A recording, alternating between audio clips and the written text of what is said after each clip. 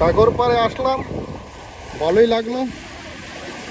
গোসলা করতে আসি, সাগরের ঢেউ দেখেন, ঢেউটা দেখেন কত সুন্দর দেখা যাচ্ছে।